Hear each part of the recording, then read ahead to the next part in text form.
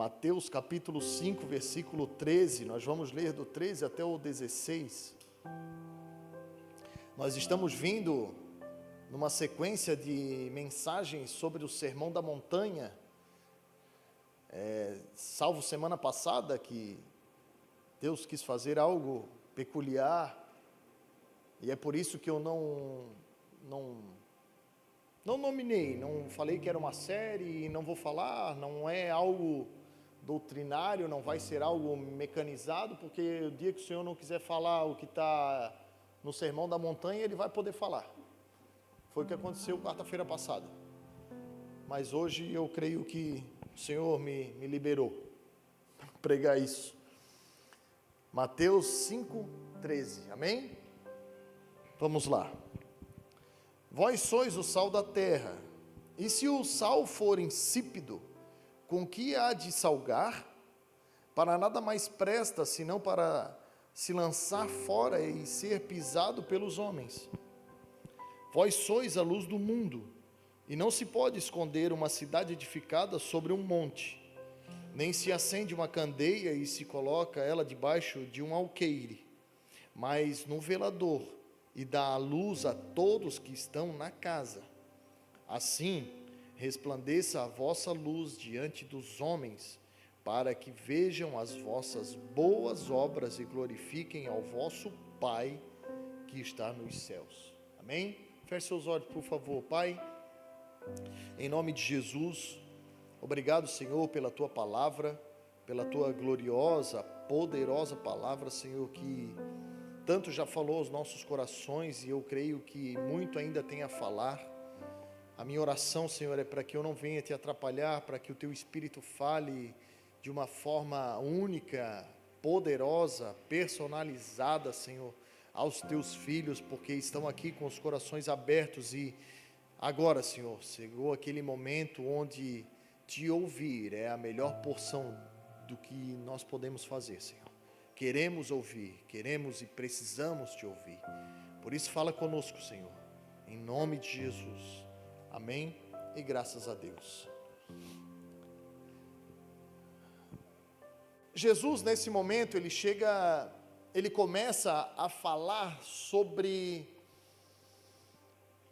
um modelo de ação das pessoas. Jesus estava inserindo o povo em algo novo, o reino de Deus. João Batista veio pregando no deserto, algo novo, depois de um grande tempo sem a voz do Senhor, sem uma manifestação do Senhor na terra, o período interbíblico. Então Jesus começa a ensinar, e Jesus fala das bem-aventuranças. Jesus ministra para aquele povo que estava cansado, que estava sobrecarregado, a importância do ensinamento, a importância de estar perante Ele para ouvir o que Ele estava falando. E Ele começa aliviando aquele povo. Ele começa dizendo: ei, vocês que choraram, vocês serão consolados. Ele estava falando para um povo que estava passando por um momento de necessidade espiritual, e nesse momento aqui, Jesus começa a falar sobre comportamento. Nós temos dois elementos principais nesse texto de Mateus 5, 13 até o 16, que é o sal e que é a luz. O sal são as obras, está muito explícito no texto. O sal são as boas obras, que o versículo 16 vai falar. E a luz é aquilo que transmite. Então eu e você podemos pensar que o sal sendo as obras, a luz é como se fosse a influência, é como se fosse aquilo que vai evidenciar as nossas obras. E por que o Senhor estava falando isso? Porque as duas coisas, elas precisam estar equiparadas. O Senhor, essa noite, quer deixar 3 ensinamentos poderosos sobre essa palavra para a nossa vida. O Senhor, naquela época, estava tentando posicionar essas pessoas mediante o seu ensino, mediante o seu modo de vida. E hoje eu creio que é exatamente o que o Senhor quer fazer conosco novamente. O Senhor nesse texto vai falar quem nós somos, o que nós somos e para que nós somos.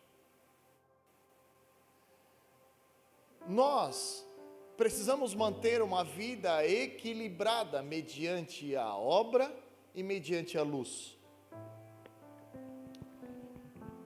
A luz é aquilo que clareia as obras. Nós podemos dizer que a luz é a fé das obras.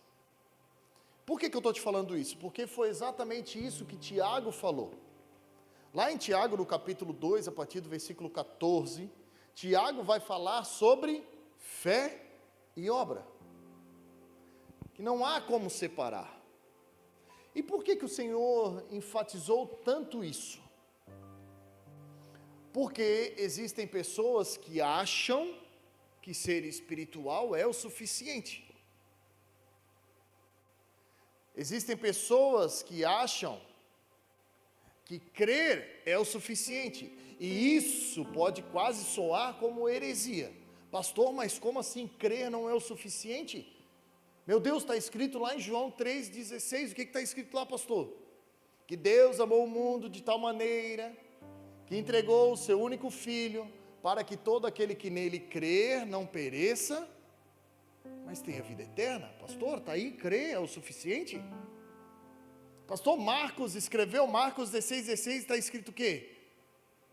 Quem crer e for batizado será salvo.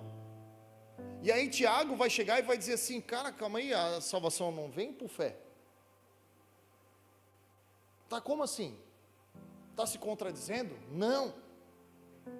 É porque não tem como estar com um e não estar com o outro. Imagine um pássaro com duas asas. De um lado obra e de um lado fé. Não tem como tirar um e deixar o outro, não tem como praticar mais um e praticar menos o outro, não tem como. Porque uma das marcas da vida cristã é o fruto do Espírito.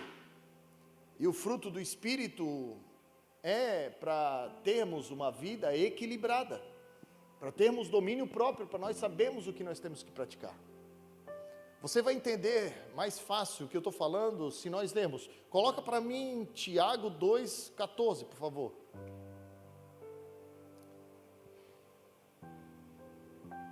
Livro de Tiago, capítulo 2, versículo 14. Peguei o irmão no susto hoje, hein? De que adianta, meus irmãos, alguém dizer que tem fé se não tem obras? Acaso a fé pode salvá-lo? Pastor, o Tiago está desviado. Segue. Se um irmão ou uma irmã precisar de roupas e do alimento de cada dia, e um de vocês disser, vá em paz, você está dizendo que está abençoando, você tem fé, você não está abençoando o irmão? Então abençoa o irmão. Vá em paz, aqueça-se, alimente-se, até satisfazer-se, sem porém lhe dar o que necessita, de que adianta a sua fé? Assim também a fé por si só, se não é acompanhada de obras, está morta.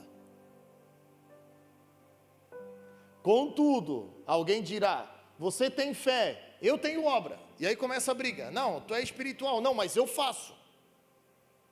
Não, mas eu oro, mas eu jejuo, mas eu leio a Bíblia. Não, mas eu faço.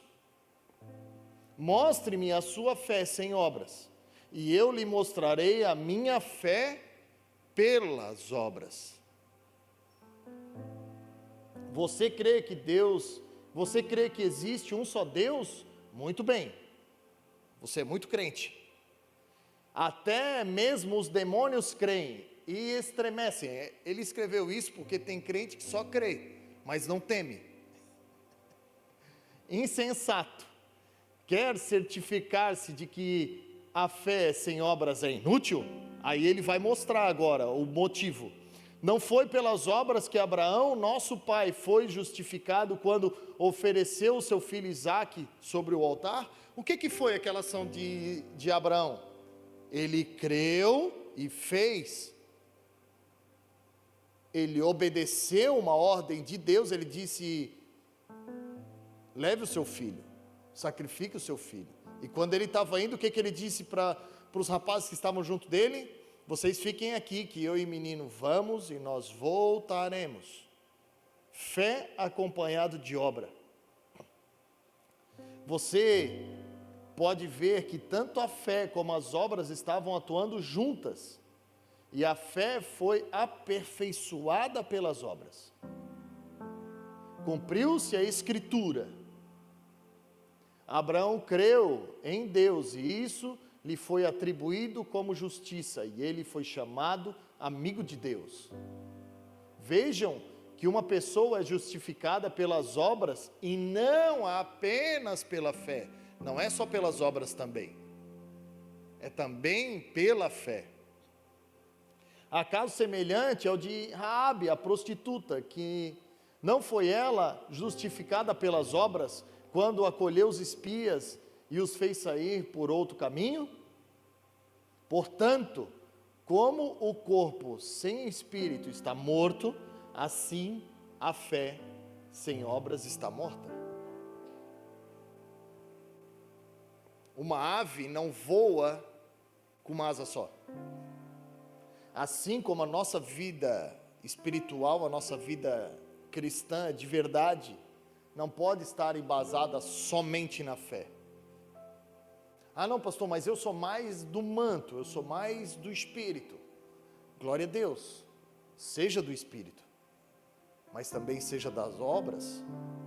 Não sou eu que estou falando, é Tiago. Ah pastor, mas eu sinto Deus, mas você vai sentir. Mas você precisa complementar a sua vida. Por que o Senhor está falando isso? Porque nós precisamos manter uma vida equiparada, porque, irmãos, um pássaro sem uma das asas não voa, e o propósito do pássaro qual é? É voar. É assim a nossa vida cristã. Nós somos espirituais e praticamos as boas obras. Porque se nós fizermos só um, ou fizermos mais um do que o outro, nós não vamos ter um propósito definido na vida. E aí a gente vai andar, vai ter sempre alguma coisa faltando. Talvez não aconteceu contigo, mas comigo aconteceu. Eu, quando me converti, eu virei um ativista. Deus não quer ativismo. Deus não precisa. Não, pastor, mas meu Deus, eu preciso fazer. Porque assim, do mesmo jeito que tem o espiritual, tem aquele cara que às vezes quebra até princípio para fazer as coisas. Na minha época a gente chamava de giraia, o crente giraia. E eu era um deles. Eu deixava de trabalhar para fazer a obra. Irmão, fazer a obra de Deus. Eu chegava em casa, minha mulher perguntava onde eu estava, o que eu tinha feito. O tempo fechava. Porque era para eu praticar as boas obras, mas não descumprir princípios. E isso é tão importante nas obras quanto na vida espiritual. Por isso que eu e você precisamos achar o nosso propósito. Nós precisamos encontrar aquilo ao qual enche o nosso coração. E talvez a nossa vida não tenha muito sentido porque nós não encontramos esse lugar efetivamente. E é um processo, você não está em pecado, você não está desviado, pelo amor de Deus, não pensa isso. Mas sabe aquele negócio que quando você encontra é como uma joia, é como um diamante, você encontra algo precioso assim, cara, eu fui feito para isso. Porque tu funciona, tu flui. Porque você continua sendo espiritual e é útil. É útil. Não é um fardo, não é pesado. As pessoas não podem cansar de fazer a obra de Deus, porque a obra de Deus não cansa. O que cansa é o ativismo, o que cansa é o exagero. É por isso que nós temos que ter equilíbrio. É por isso que o Senhor deixa princípios na palavra, para nos manter o tempo todo equilibrado. Equilíbrio. É isso que nós precisamos achar, porque quando nós acharmos o equilíbrio, quando nós aprendermos a voar, nós vamos alçar voos altos. Aqueles que confiam, aqueles que esperam no Senhor, sobe alto com asas como águias. E isso pode ser que leve um tempo. Mas eu e você não precisamos nos atribular, ou não precisamos sair desenfreado. Não, eu estou perdendo tempo, meu Deus, eu preciso achar meu propósito, eu preciso, não, mas isso que eu estou fazendo agora não é, porque, eu estou fazendo por uma necessidade, eu estou fazendo por uma demanda. Irmão, Deus não precisa de nós para nada. Deus não precisa. É o que está escrito lá em Esther: se você se calar nessa hora que foi lhe oferecido para fazer algo, socorro, livramento vai vir de outra parte. Você sabe o que a gente às vezes confunde? Às vezes confunde um aperfeiçoamento com perda de tempo. Você quer ver um exemplo?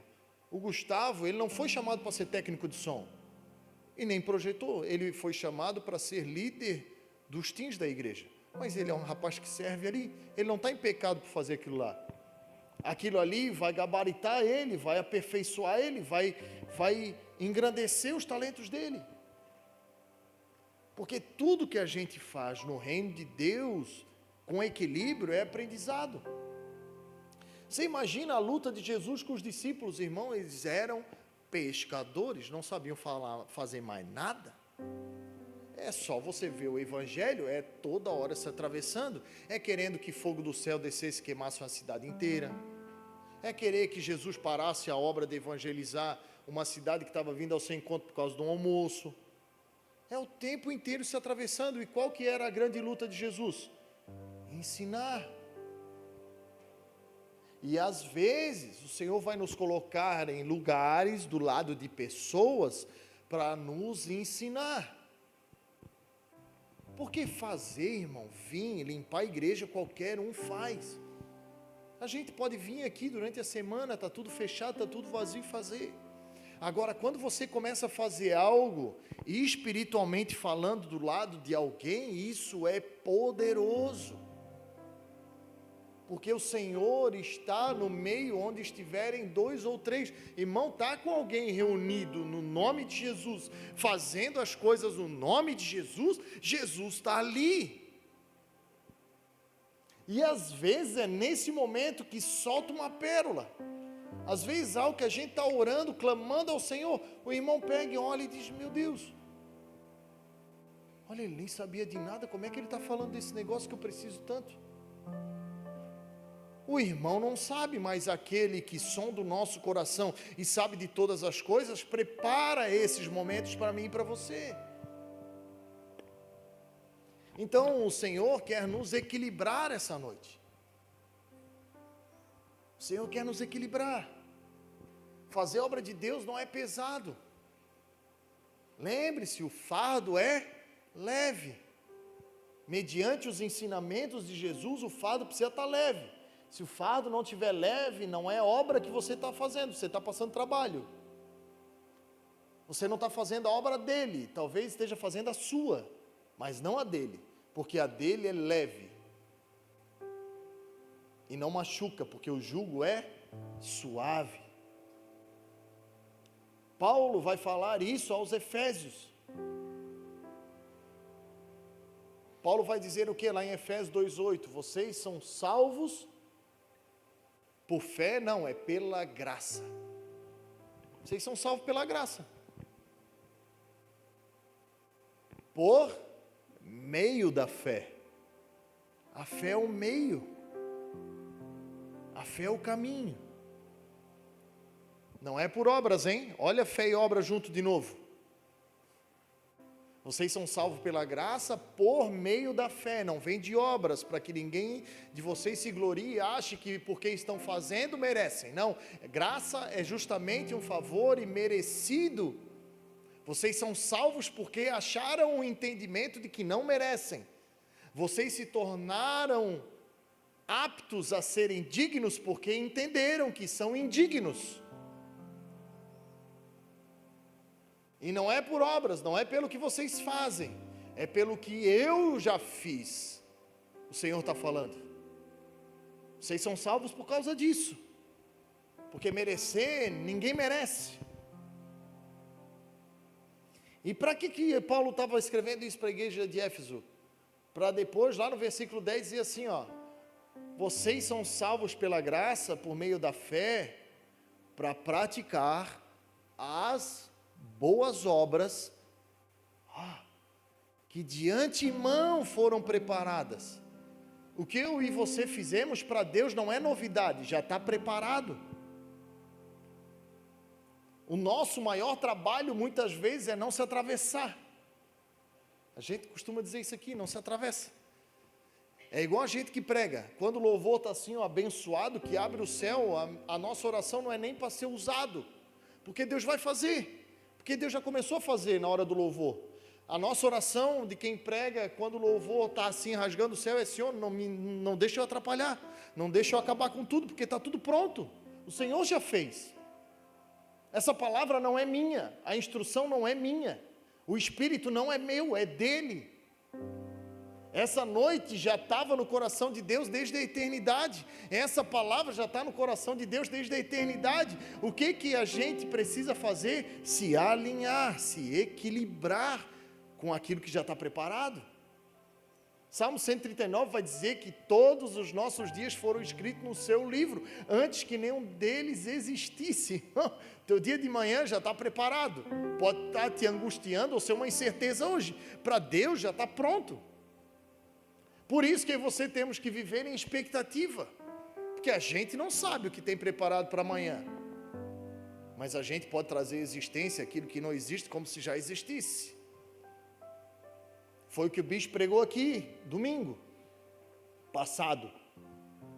Pedir não é querer se aproveitar ou dar uma de interesseiro, não. Pedir para o Senhor, para o nosso Pai, é ter um ato de fé. Diz: Senhor, só o Senhor pode fazer. Eu estou te pedindo isso aqui, Pai, porque só o Senhor pode fazer. Tu és o único. Tu és o único que pode fazer. Não é dizer: ah, não, Senhor, eu quero isso aqui, não. Porque as demais coisas o Senhor dá. A gente está vendo tanto milagre acontecendo, irmão. É irmão comprando carro, é irmão vendendo carro, é bebê nascendo, é um monte de coisa acontecendo. Porque é o Senhor que faz todas as coisas. Nele já está tudo pronto. Ele disse que faria. Ele falou para nós que faria. Ele disse: vocês vão começar a ver sinais e maravilhas no meio de vocês. E não digam que é igreja, não digam que é fulano, não digam que é ciclano. Diga que é Jesus Cristo. E a evidência dessas coisas acontecerem no nosso meio não tem nada a ver conosco, tem a ver com Jesus Cristo, porque Ele disse que faria. Ele ainda anunciou, Ele disse assim: ó, eu vou fazer. Não se atravessa, não pega para si, hein? Senão vai ser só uma. Equilíbrio.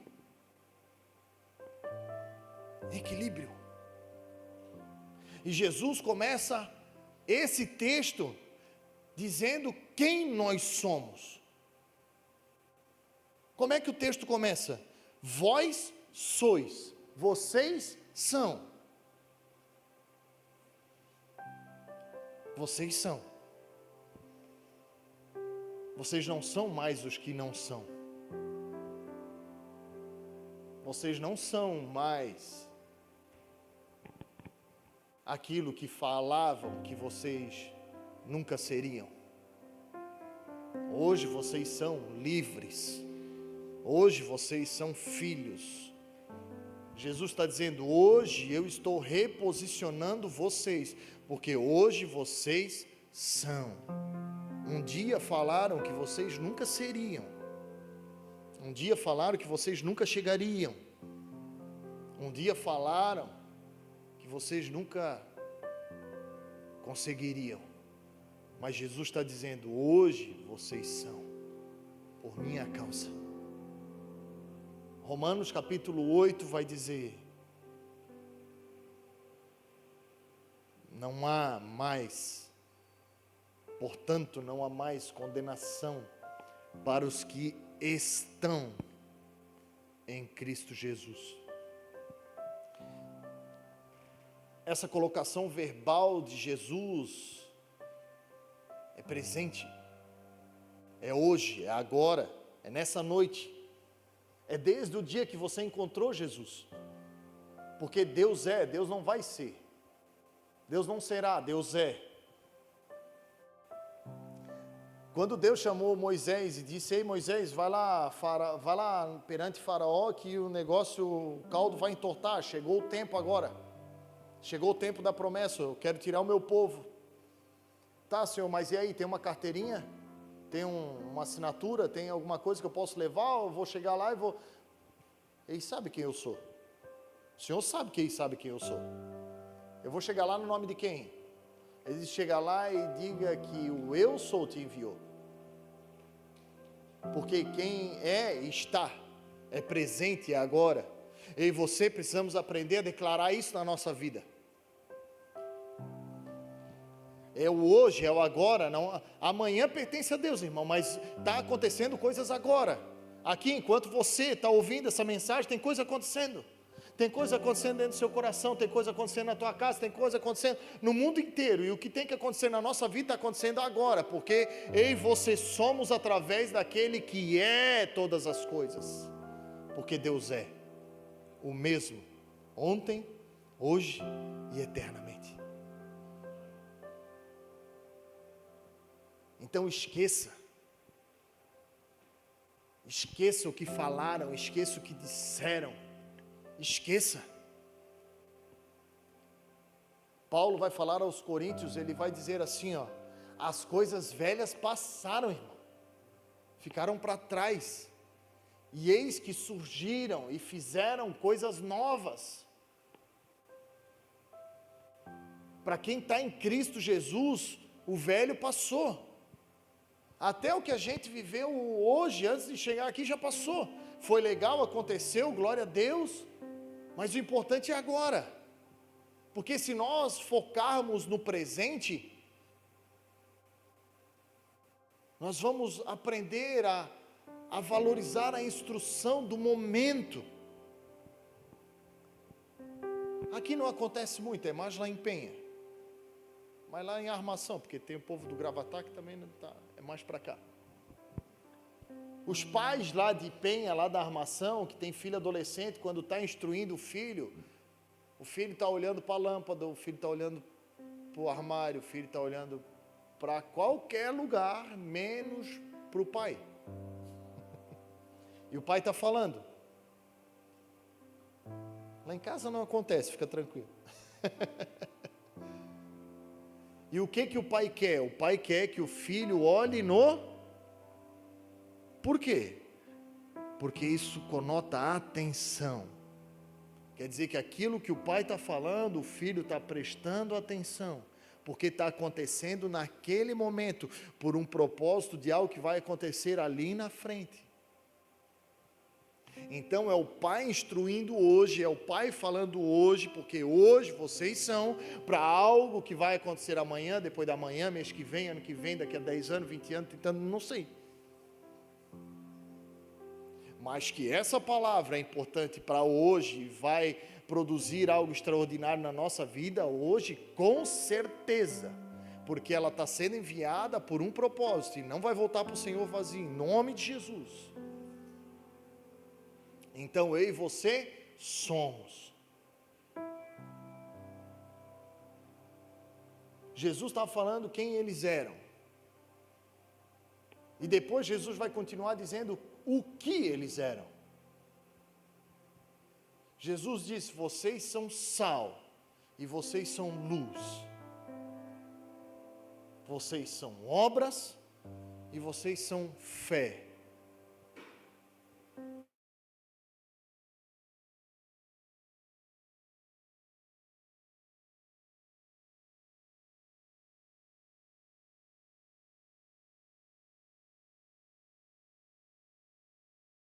Fazem aquilo que eu disse que vocês fazem, elas não estão atreladas a vocês. elas estão atreladas à minha palavra. Fui eu que preparei, fui eu que fiz. O que é o sal? Irmão, por incrível que pareça, segunda-feira eu estava saindo da academia, antes de ir para casa, minha sogra mandou uma mensagem assim para mim: tu não vai acreditar que acabou o sal. Eu disse, ó, acabou o sal? Tipo assim, e acabou que nem para o almoço de hoje. Eu digo, quando acaba o sal para o almoço do dia. Mas não é porque não tem dinheiro, porque eu paguei R$1,68 num quilo de sal. Não é pelo preço, porque o sal só tem valor se ele for usado pelo propósito ao qual ele foi criado, que é, perante o texto, salgar. Mas quando eu e você salgamos uma comida, a gente não salga a comida para sentir o gosto do sal. Ninguém faz uma feijoada e aquela feijoada, #Tiago fica a dica, né? O cara ganhou todo mundo na feijoada, irmão. Ninguém faz uma feijoada e diz assim, meu Deus, que feijoada abençoada, porque eu senti o gosto do sal. Não, pelo contrário, se nós sentirmos a evidência demais de sal na feijoada, ela vai ser desagradável. E Jesus está dizendo, é isso que vocês são. É isso que vocês são sal. Vocês precisam dar gosto, vocês precisam temperar, ninguém precisa de vocês. Ninguém precisa nem saber que vocês que estão fazendo. Agora, se souberem, glória a Deus, mas não pela boca de vocês. Ninguém come uma comida gostosa e diz, nossa, que sal é esse? É sal do Himalaia? Tem sal do Himalaia, né, irmão? E assim, não posso dizer que não é de lá, mas, cara, os caras vendem sal do Himalaia em Penha, não, é difícil, né? Difícil de acreditar, né? É sal, irmão. É um negócio barato, é um negócio, mas se não tiver, cara, ninguém come. Ninguém come. Por quê? É insonso. Não é gostoso, não tem alegria, sabe? Aquela comida do hospital. Mas quando você bota um pouquinho de sal, o que é esse pouquinho de sal? É o Senhor falando para mim e para você, não precisa fazer um monte. Faz só o que eu falei para você fazer. Tu tens uma medida. Não precisa ser o crente giraia. Não. Pouquinho de sal é o suficiente. Um pouquinho de sal é o suficiente para ti. Vai alegrar o teu coração, tu vai ser útil, mas tu não vai aparecer, mas vai alegrar o teu coração, porque a obra de Deus, ela se torna perfeita na nossa vida, quando a gente faz, e o nome dele é glorificado. Foi o que Jesus disse no texto. Brilhe a vossa luz perante os homens. Para quê? Para glorificarem ao Pai. O sal não entra na comida e recebe um lugar de honra na mesa. Você não existe. Você não bota. Tem na sua casa um lugar de destaque para o sal? Não, geralmente ele fica até guardado lá meio, né? Porque o que precisa ser evidenciado não é o sal, é o seu efeito. Assim é na minha e na sua vida perante as obras. O que precisa ser evidenciado não sou eu e você, mas é o que nós fazemos, mediante a palavra dele. Porque a nossa recompensa não é aqui embaixo, a nossa recompensa é lá em cima. Porque se nós buscarmos recompensa aqui embaixo, nós nada teremos lá em cima. E eu prefiro ser um mendigo aqui embaixo e um rei lá em cima. Porque lá em cima é o meu destino. Ele disse que pessoas iriam governar cidades. E eu quero chegar o mais perto de Jesus possível. Eu quero parar na frente dele um dia e dizer: cara, de 0 a 10, quanto eu acertei? Fala aí. Não por mim, mas por ele. Eu e você vamos aprender a ser sal quando nós esquecermos de nós. Quando nós dizemos: uau, não, cara, assim, ó, o que a gente precisa fazer é essa comida bem boa, assim, para que todo mundo, quando sente na mesa, cara, eles nem vão lembrar de nós, eles vão até dizer assim: ó, meu Deus, que arroz é isso? O que tu botou nesse arroz? Botei sal. Ah, não pode ser só sal. Não, tu botou mais alguma coisa. Eles vão olhar para nós e vão dizer assim: ó, não. Oséias? Não, tem que ser alguém mais. Não, tem que ter alguma coisa mais. O Mike, lá de Penha, o Mike é de Penha. Não, o Mike não. O Mike saiu lá do litoral paulista. Não. Mike não. E isso enche o nosso coração. Porque as pessoas trazendo à nossa memória que nós, sem Ele, não somos absolutamente nada. Se o sal não cumprir o seu propósito, para nada ele serve. E o que nós somos? Sal. E o que nós somos? Luz. E o que a luz faz? Ilumina, evidencia. E aqui Jesus dá exemplo de 2 modelos de luz, para nós não nos perdermos na obra.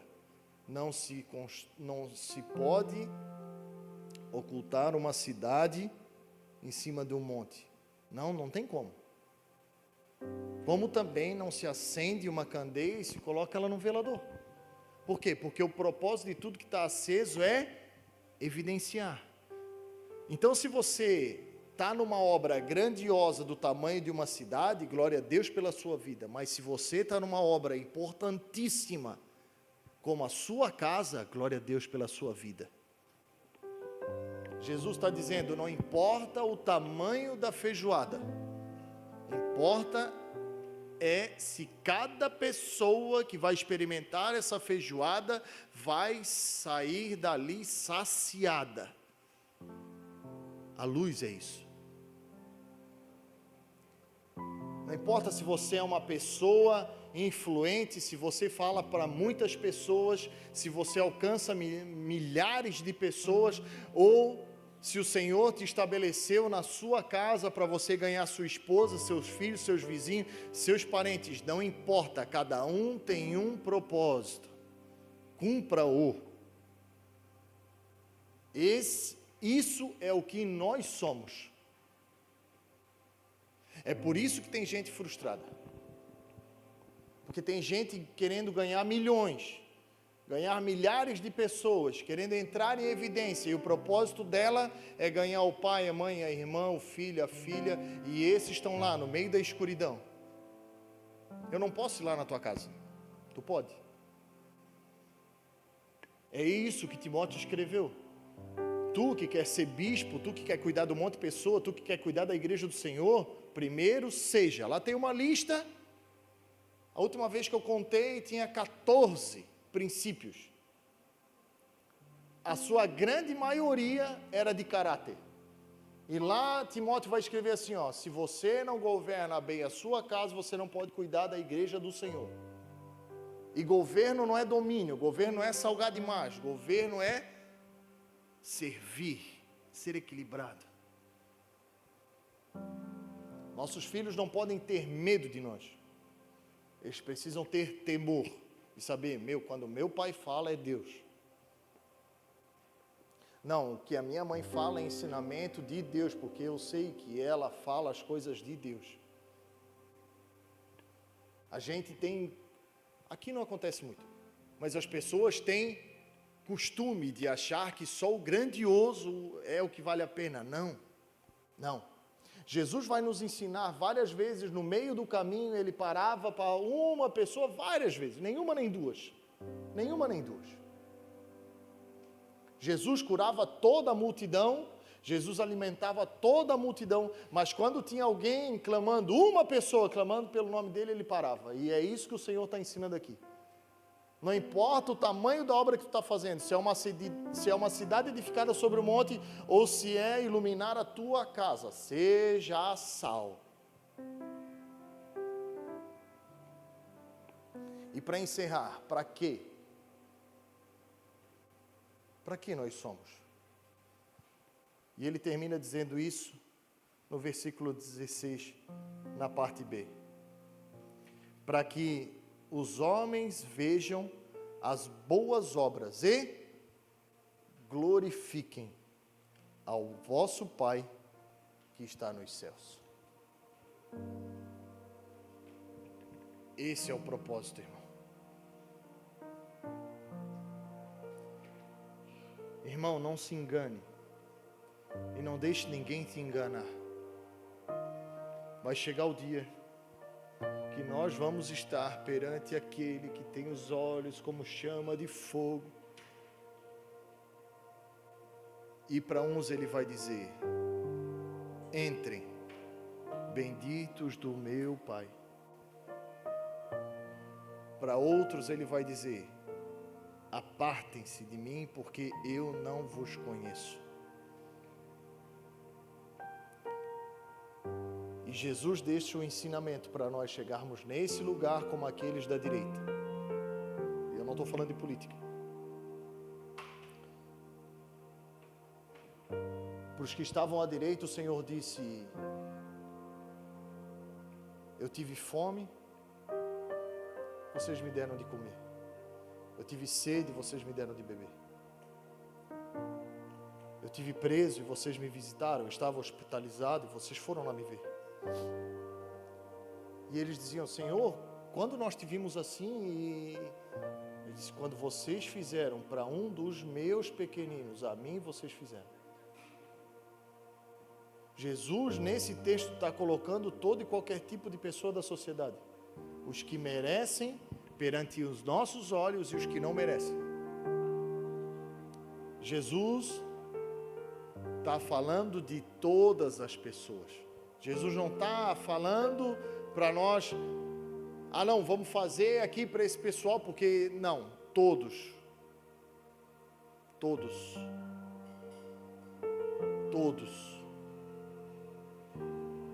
não só os espirituais, porque os espirituais chegaram perante Jesus e disseram assim: ó, Senhor, em teu nome nós fizemos, em teu nome nós pregamos, em teu nome nós fizemos maravilhas, em teu nome nós expulsamos demônio. Como o Senhor não nos conhece? Porque vocês praticam iniquidade. Porque vocês até fizeram, vocês até têm obra, mas vocês negaram a fé, porque fé é fidelidade. E fidelidade, para os casados, sabem muito bem que é relacionamento. E o nosso passaporte celestial só vai ser carimbado mediante identificação. Eu nunca usei passaporte, mas eu sei que lá no dia a pessoa olha o passaporte e olha para ti. Olha o passaporte e olha para ti, pergunta o teu nome, bate a foto, pode ir. É mais ou menos isso que vai acontecer. Não basta fazer, precisa conhecer, precisa ter fé, precisa dizer: não, Senhor, eu sei quem Tu é. Não, Senhor, a gente passou altos perrengues junto, né? Tanta coisa que o Senhor fez, tanta coisa que aconteceu na minha vida, mas a gente se conhece, né? Esse dia vai chegar.